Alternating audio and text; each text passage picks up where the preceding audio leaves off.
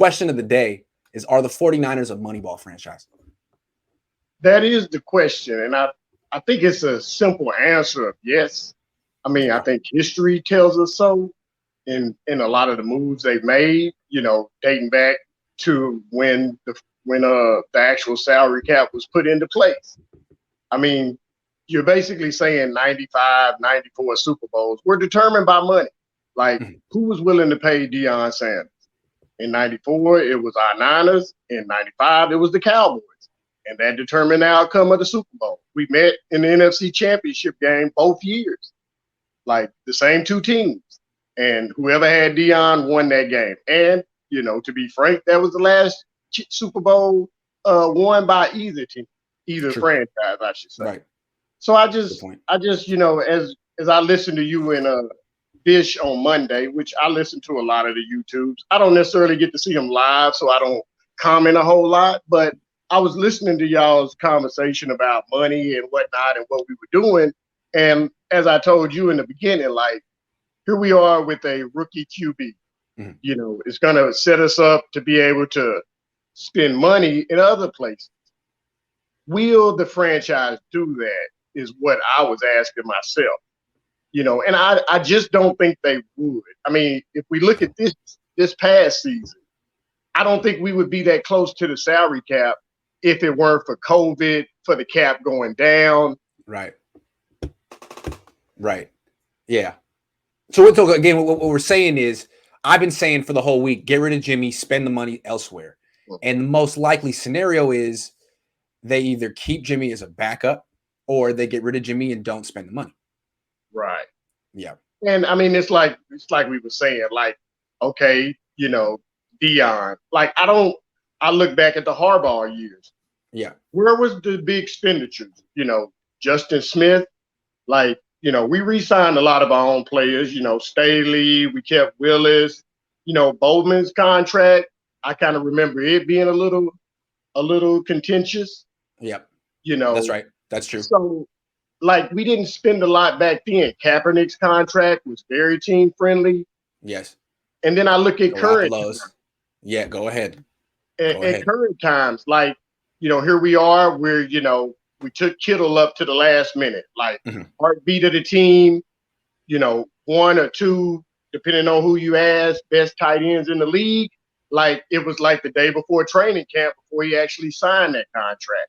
Mm-hmm. Your number 2 pick in the draft, Bosa.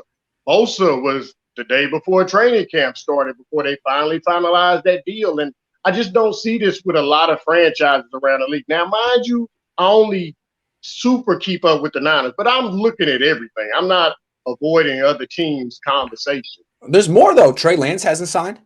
Trey Lance hadn't signed this year, Right. And you have Warner sitting there. I mean, Warner is your guy. You drafted him. He's the best, if not top 2 linebackers in the league. And, like, what is the holdup?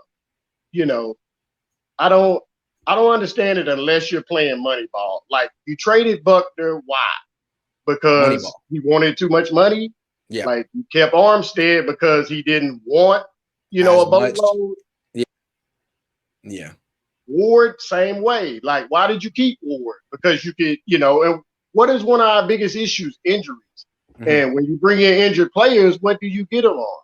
A slight discount at the very least. That's right. It's like shopping at the Dollar General or the dollar store and wondering why your T-shirt, even though it said Fruit of Balloon, fell apart 2 weeks later after you washed it. That's right.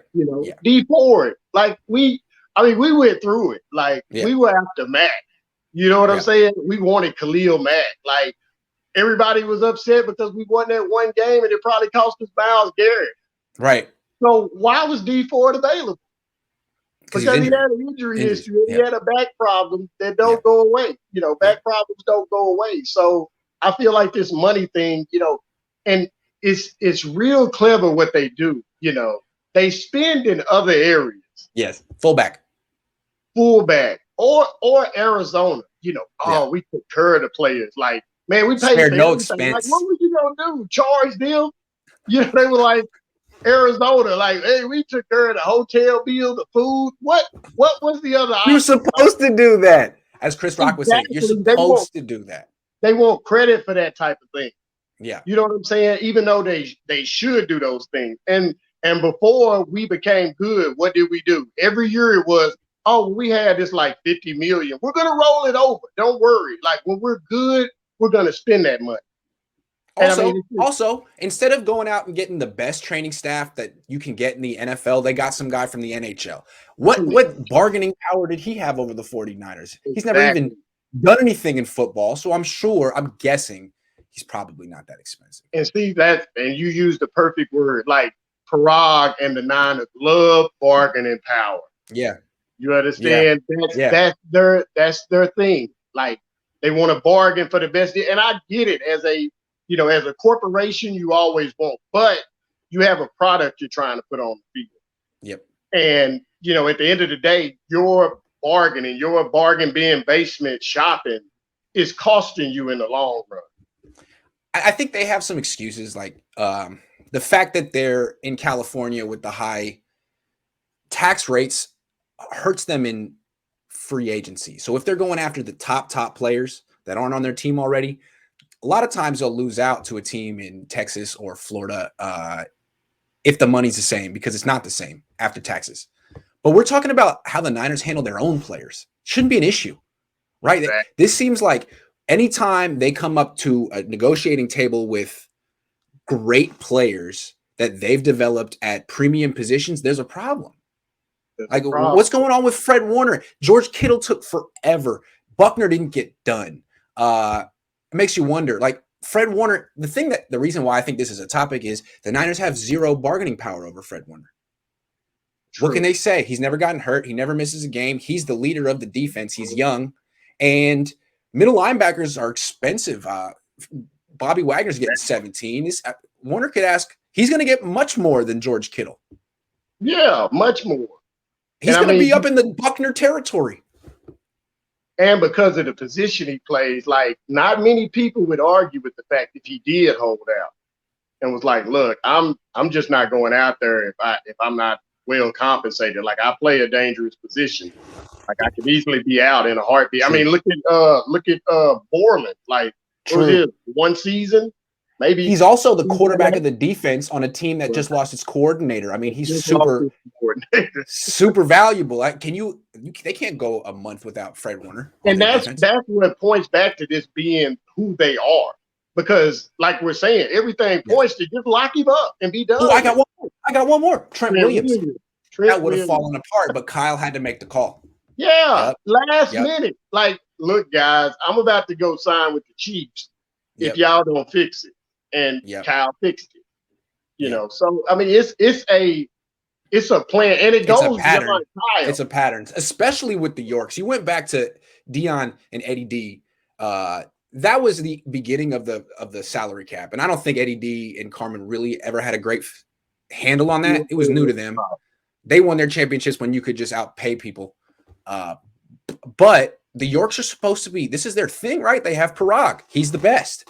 But you kind of get a sense of how they do business.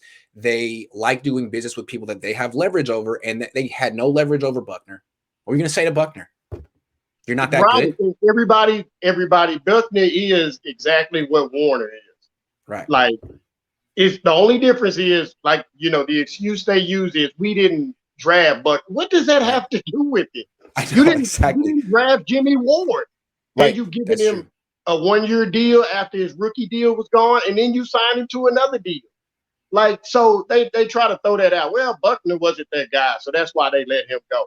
He was an elite player at his position. And he's worth the money he makes, as opposed to Eric Armstead, who's a little cheaper, but isn't worth the money he makes. Right. And we keep hoping, like, like you and Fish were talking about, like, we're hoping Bosa comes back, a second-year guy.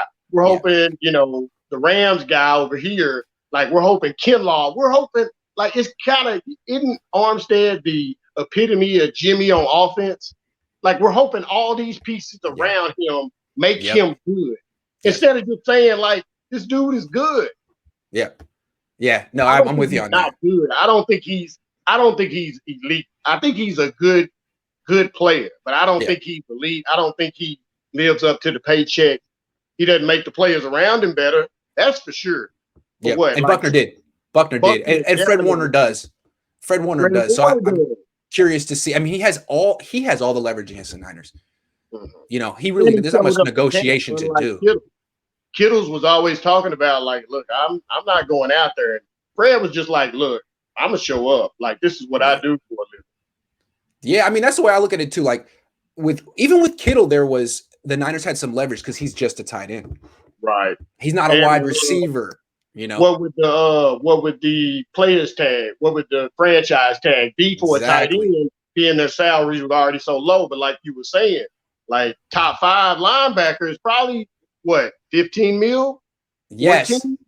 Yes. So what Warner can do is kind of he doesn't need to hold out. He can come. He can play on this cheap contract for one more year if the Niners want to play Moneyball, and then he can just leave. I mean, they could franchise tag him if they want, but that's a lot of money for a middle linebacker. Right. Is it not? And it's It is. going to hit the cap at once. The only right side would probably be the cap should go up considerably next year to be able to maybe. And Jimmy's contract. But again, Darius Leonard's going to get paid.